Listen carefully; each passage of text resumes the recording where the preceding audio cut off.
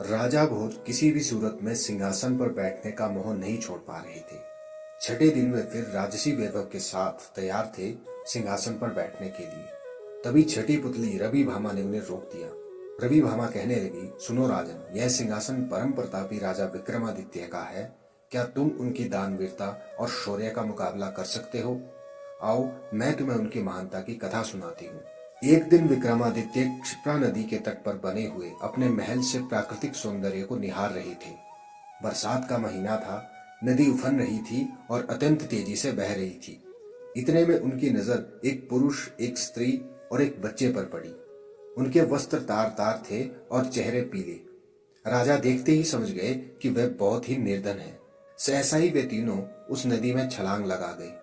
अगले ही पल प्राणों की रक्षा के लिए चिल्लाने लगे। विक्रम ने बिना एक पल गंवाए नदी में उनकी रक्षा के लिए छलांग लगा दी। अकेले तीनों को बचाना संभव नहीं था, इसलिए उन्होंने दोनों बेतालों का स्मरण किया। दोनों बेतालों ने स्त्री और बच्चे को तथा विक्रम ने उस पुरुष को डूबने से बचा लिया। तट पर पहुंचकर उन्होंने जानना चाहा कि वे आत्महत्या क्यों कर रहे थे। पुरुष ने बताया कि वह उन्हीं के राज्य का एक अत्यंत निर्धन ब्राह्मण है, जो अपनी दरिद्रता से तंग आकर जान देना चाहता है। वह अपनी बीवी तथा बच्चों को भूख से मरता हुआ नहीं देख सकता है और आत्महत्या के सिवा उन्हें अपनी समस्या का कोई अंत नहीं नजर आता। इस राज्य के लोग इतने आत्मनिर्भर हैं कि सारा काम खुद ही करते हैं, इसलिए उसे कोई रोजगार भी नहीं देता। राजा विक्रम ने इस ब्राह्मण से कहा कि वह उनके अतिथिशाला में जब तक चाहे तब तक रह सकते हैं अपने परिवार के साथ। उनकी हर जरूरत पूरी की जाएगी। ब्राह्मण ने कहा कि रहने में तो कोई हर्ज नहीं है, लेकिन उसे डर है कि कुछ समय बाद आतिथ्य में कमी आ जाएगी और उसे अपमानित होकर जाना पड़ेगा। राजा विक्रम ने उसे विश्वास दिलाया कि ऐसी कोई बात नहीं होगी। उसे भगवान समझकर उसके साथ हमेशा अच्छा बर्ताव किया जाएगा। विक्रम के इस तरह विश्वास दिलाने पर ब्राह्मण परिवार अतिथिशाला में आकर रहने लगा। उसकी देखरेख के लिए नौकर चाकर नियुक्त किए गए। वे मौज से अपनी मर्जी से खाते पीते और आरामदेह पलंग पर सोते। किसी चीज की उन्हें कमी नहीं थी, लेकिन वे सफाई पर बिल्कुल ध्यान नहीं देते थे। जो कपड़े पहनते थे उन्हें कई दिनों तक नहीं बदलते थे। जहां सोते थे वहीं थूकते, मल मूत्र त्याग वहीं पर करते थे। चारों तरफ गंदगी ही गंदगी फैल गई थी। दुर्गंध के मारे उनका स्थान एक पल भी ठहरने लायक नहीं रहा। नौकर चाकर कुछ दिनों तक तो धीरज से सब कुछ सहते रहे, लेकिन कब तक ऐसा चलता। राजा के कोप की भी उन्होंने परवाह नहीं की और सभी नौकर भाग खड़े हुए। राजा ने कई अन्य नौकर भेजे, पर सब के सब एक ही जैसे निकले। सबके लिए यह काम असंभव साबित हुआ। तब विक्रम ने खुद ही उनकी सेवा का बीड़ा उठाया।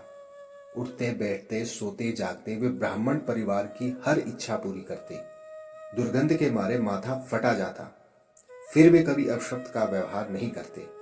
उनके कहने पर विक्रम उनके पांव भी दबाते। ब्राह्मण परिवार ने हर संभव प्रयत्न किया कि विक्रम उनके आतिथ्य से तंग आकर अतिथि सत्कार भूल जाएं और अभद्रता से पेश आए, मगर उनकी कोशिश असफल रही। बड़े सब्र से विक्रम उनकी सेवा में लगे रहे, कभी उन्हें शिकायत का मौका नहीं दिया। एक दिन ब्राह्मण ने जैसे उनकी परीक्षा लेने की ठान ली। उसने राजा से कहा कि वे उसके शरीर पर लगी विष्ठा साफ करें, उसे अच्छी तरह नहला धोकर साफ वस्त्र पहनाएं।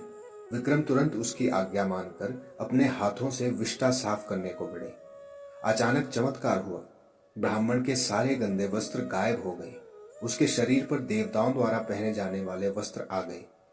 उसका मुखमंडल तेज से प्रदीप्त हो गया। सारे शरीर से सुगंध निकलने लगी। विक्रम आश्चर्यचकित थे। तभी वह ब्राह्मण बोला कि दरअसल वह वरुण भगवान है। वरुण देव ने उनकी परीक्षा लेने के लिए यह रूप धारण किया था। विक्रम के अतिथि सत्कार की प्रशंसा सुनकर वे सपरिवार यहाँ आए थे। जैसा उन्होंने सुना था वैसा ही उन्होंने पाया।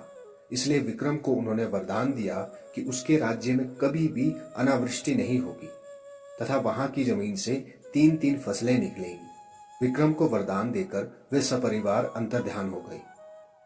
इतना कहकर ही रवि भामा पुतली बोली, बताओ राजन, क्या तुम में इतना धैर्य है कि इस तरह से किसी का आतिथ्य सत्कार कर सको?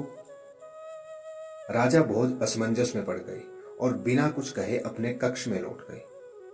सिंहासन पतीसी की 7वीं पुतले की कहानी सुनने के लिए अगली वीडियो में जाएं।